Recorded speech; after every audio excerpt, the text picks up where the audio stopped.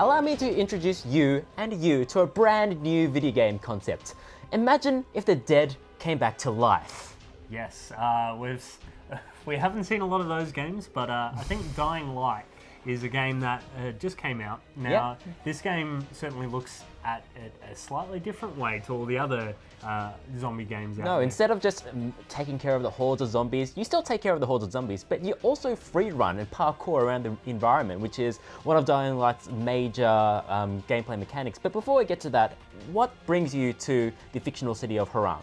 Well, you are the Agent Crane working for a shady government organization. Of course. The outbreak has happened, so you're in there, you're retrieving some lost files that the government wants you to find, and sooner or later you find out that they're more shady than helping. So surprise, surprise. Yes, you work out with the survivors and you got to save people and work your way towards saving all these people. Which would be great, except that I could not find myself attached to any single character at all. They were either just whiny or annoying and whiny. Yeah, it definitely has that carryover problem from their previous game, which was Dead Island, where a lot of the side characters and even the main characters aren't voiced very well, and they don't have the best dialogue either. But that said, the Australian accents in this game are much better than the previous game.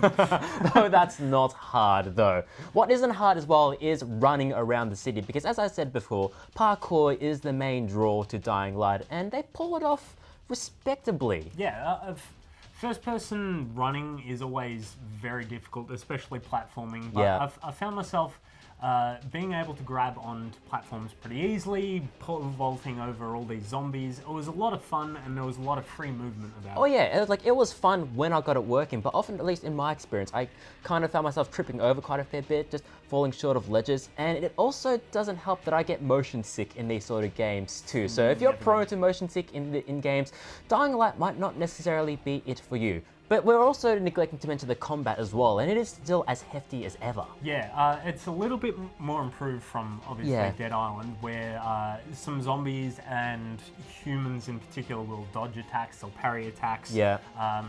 And they're a little bit smarter, but they're still pretty dumb, the AI, when it comes to human They're there just to be thwolps though. Yeah. But there's a point about, say, 2/3 of the way through the game, or 1/3 of the way through the game, where you just run to a wall. Zombies and humans just take forever to kill, and the game just absolutely drags along. The missions become just absolutely tedious. It took like a whole minute to kill a single zombie. Yeah. After that though, the game actually became really good. You get a new area that opens up. But it's worth it to experience that, but you have to go through that slog though. Especially to get the grappling hook. That's when the game is really fun. But Dying Light overall, it is still a solid game with some mechanical flaws, some graphical glitches, but aside from that, it is still a jumping good time, isn't it?